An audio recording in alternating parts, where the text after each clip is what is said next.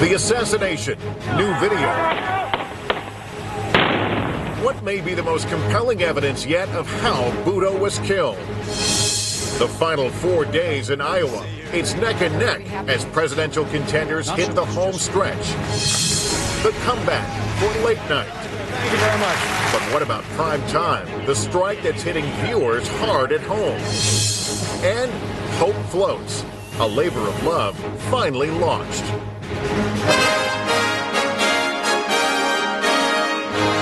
From NBC News World Headquarters in New York, this is NBC Nightly News with Lester Holt. Good evening, everyone. It seems no matter where we go these days, there are multiple video cameras rolling, and so it was only a matter of time before a piece of tape would emerge of Benazir Bhutto at the moment of death. We have new images tonight that may throw into question the official version of how she was killed. What you are about to see may be the closest thing yet to a Zapruder-type film of Thursday's assassination, and it is likely to further challenge the credibility of the Pervez Musharraf government as it faces its biggest political crisis. The tape was obtained exclusively by our British partner Channel 4.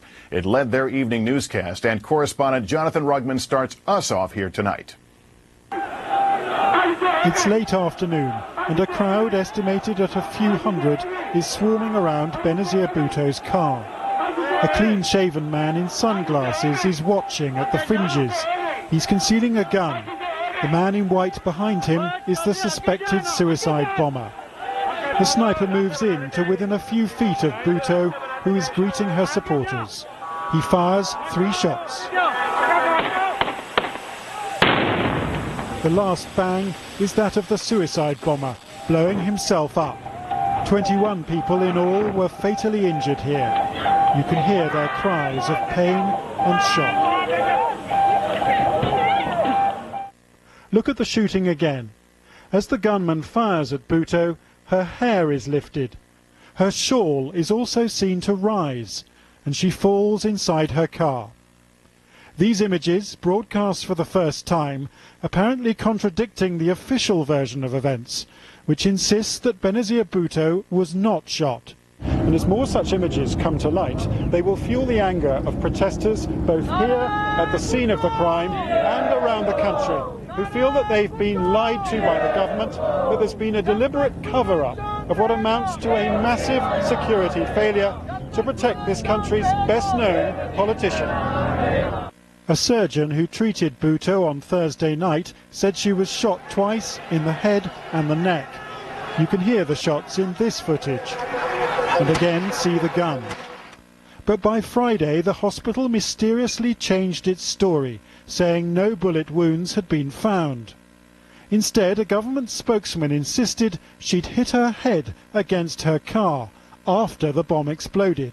When she was waving, there were 3 shots that were fired. So you could hear these 3 shots that were fired.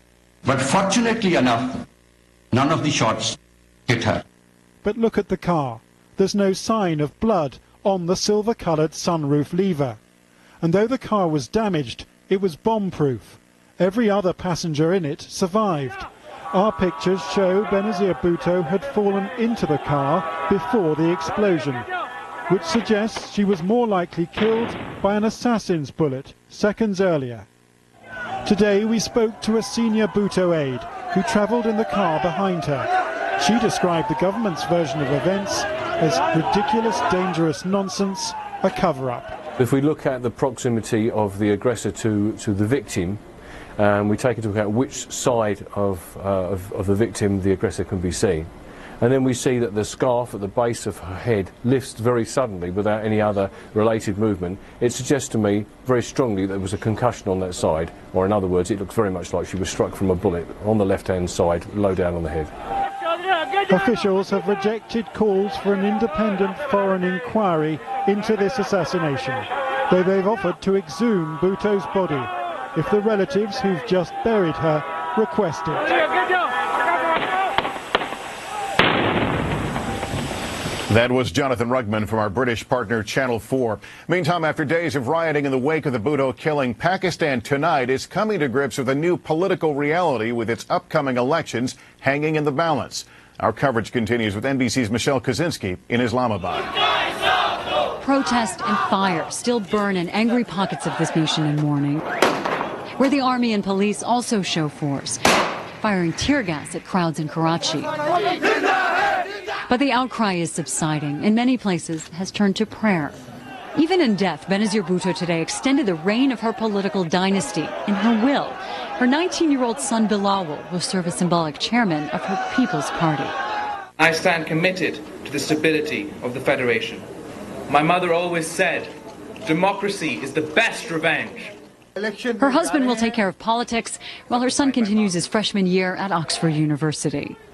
And they've decided now not to boycott the election, but to participate in it when it happens. As a result, so will their strongest rivals. Officials will hold an emergency meeting tomorrow on how and when elections will be held. Scheduled for January 8th, they may now be delayed until March. Meanwhile, police are under orders to clamp down firmly on any more violence in the streets. Michelle Kaczynski, NBC News, Islamabad.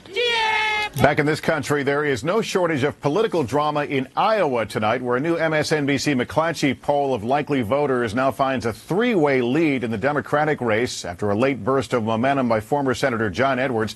Edwards, Clinton, and Obama all within the poll's margin of error. On the Republican side, Mitt Romney has apparently regained his footing and a slim lead over Mike Huckabee, 27 to 24%, but they are also within that critical margin of error. With 4 days and counting until the caucuses, we have two reports tonight. Let's go first to NBC's Lee Cowan in Des Moines. Lee? Well, Lester, as you said, even though those polls show a subtle shift there, it still is really anybody's game on both sides of the aisle. The question, though, is do these polls show a subtle shift in momentum, and will that momentum last all the way until Thursday? Mike Huckabee, whose affable manner and sense of humor had him for a while at the top of the polls here, offered a more serious defensive tone on Meet the Press today. Mitt Romney is running a very desperate and, frankly, a dishonest campaign. Huckabee often points to how he's been outspent by Romney.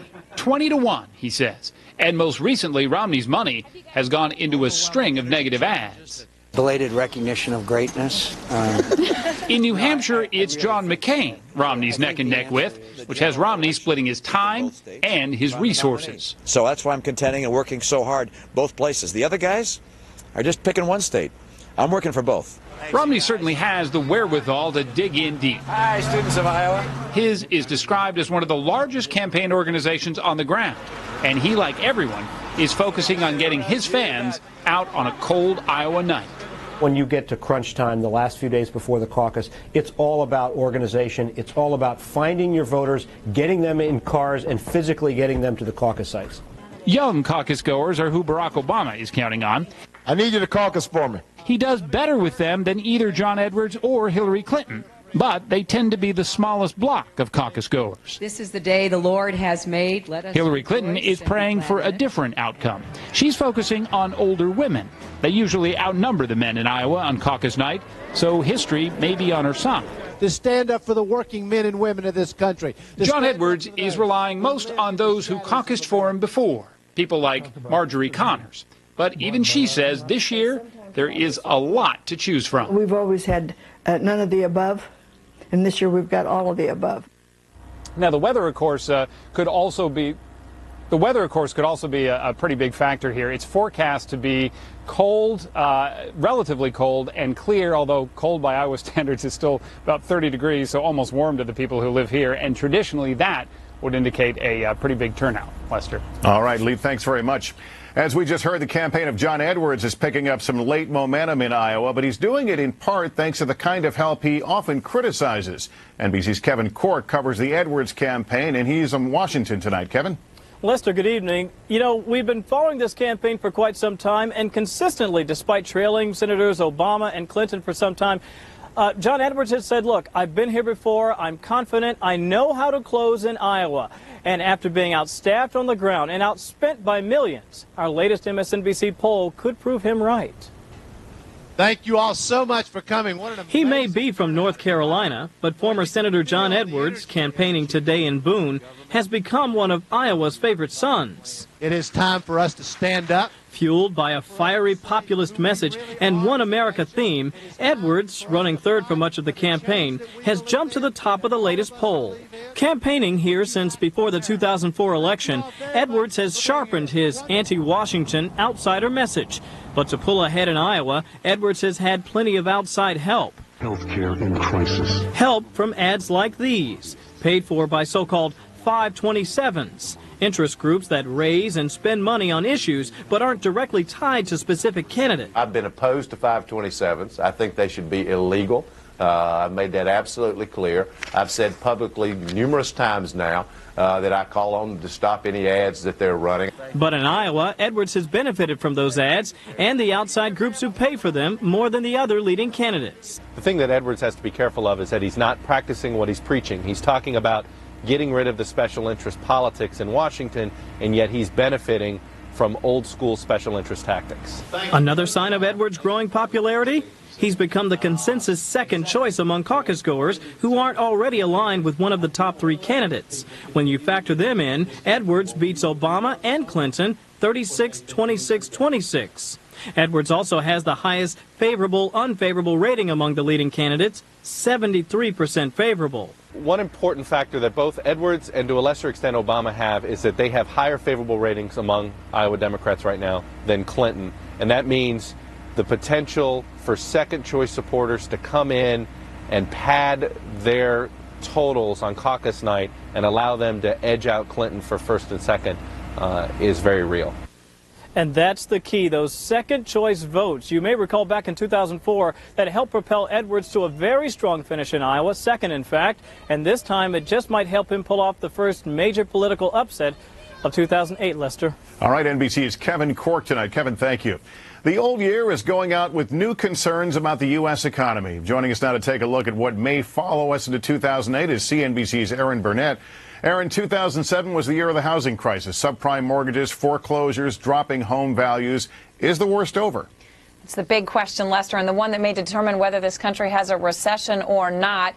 Now, the experts out there are very split as to whether we might have a year to 18 more months of pain in housing, Lester, or whether maybe we're at the worst point right now. Here's the latest numbers, though, as we end 2007. Overall, housing prices around this nation are down about 6.1% over the past year, and the worst markets may not surprise people when you see this in the headlines, but you've got Miami, Detroit, Tampa, and San Diego.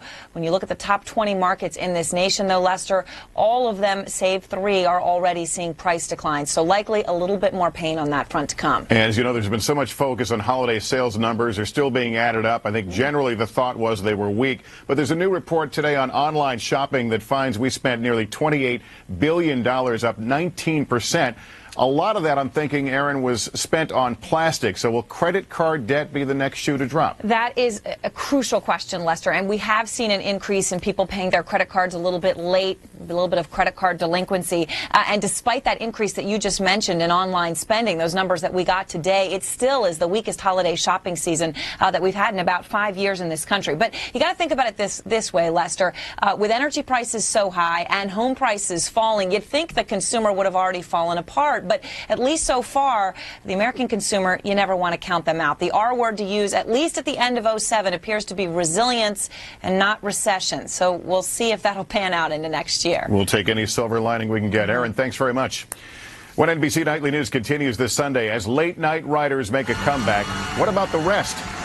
Decades after disaster, survivors gather to thank a man they call a hero. And then a living monument, now complete, why it carries the motto, never forget. Now to NBC News in depth. The deal with striking writers is allowing a couple of late-night shows to return this week with their writing teams, while others plan to go back on the air without. But there's new concern about the effect the long-running strike may have on award shows, primetime series, and the loyalty of TV fans. Here's NBC's Pat Dawson. It could be a made-for-TV drama with a script built around confrontation. Two sides not talking to each other, the networks scrambling to remake their January schedules, There's even talk of the Oscars being canceled. I think at this point it really is about personality and power and who holds the whip hand. Nice to see you. Welcome to the show. This past week, a deal was struck between the writers and David Letterman's production company. The CBS late-night star will be back on the air with his writers Wednesday night. We're hopeful that the Letterman Worldwide Pants deal will create a domino effect. What we have offered to do is to negotiate with anyone who is willing to come with us in a fair and respectful manner and negotiate a deal. The Writers Guild sees a possible breakthrough, a crack in the producers' unified stance, but the networks insist they're standing firm. NBC's Jay Leno and Conan O'Brien and ABC's Jimmy Kimmel also return this week, but since those shows are owned by the networks, the stars will be working without writers. It isn't going to look the same without writers for Leno. I'm ready for it to end because a lot of the TV shows that I watch have been, going into repeats. Which could give Letterman a big advantage. Not only will his shows have a creative edge, but some celebrity guests might not want to cross the picket line the writers will have at NBC and ABC. So we won't be here. The strike, which affects some cable shows as well as network TV and movies, is largely over how much writers will be compensated when their material is seen on the internet. As for specials, the producers of the Golden Globes say the show will go on. The question is, will stars cross the picket lines? And what about the Oscars? When strikes are over principle and not about 10 or 15 cents extra an hour, they tend to go on for a long time. They tend to be very ugly. And like a long-running series, this drama has no end in sight. Pat Dawson, NBC News, New York. It is the 100th anniversary of the Times Square ball drop, and today officials did a test run of the newly revamped star of the show. The new version of the New Year's Eve ball has more than 9,000 energy-efficient LED lights. It's also capable of creating more than 16 million colors to dazzle the crowds. When we come back, a hero who's never been recognized for his extraordinary effort. Until now. In Iraq, supporters of Saddam Hussein converged at his grave on this first anniversary of his execution. Hundreds gathered outside Hussein's hometown of Tikrit, where children placed flowers on his tomb. While there were no indications of violence in the area, Iraq's army has been put on high alert. Here at home, a gathering in appreciation of a man many call a hero for the life-saving actions he took 35 years ago this weekend. His efforts in that time of crisis have never been formally recognized until now. Here's NBC's Kristen Dahlgren. For Bud Marcus, 35 years has flown by. I mean, I can close my eyes and I can see the crash site just as I come up on it the night of the crash. He's led a quiet life, maybe because of the sounds he heard that night. People yelling and screaming for help. Eastern Airlines Flight 401 was on its way from New York to Miami when it plunged into the Everglades. Peter, what was your last thing you remembered on this crash? I don't remember nothing, man. Nearby on his airboat, Marcus saw the crash. I just saw this big ball of fire just boil up out of the Everglades on the horizon. 101 people died, but thanks to the extraordinary heroism of an ordinary guy, 75 survived. People upside down in their seats, still strapped in their seats, that were drowning, and he flipped them up. He went into the burning fuselage 3 times.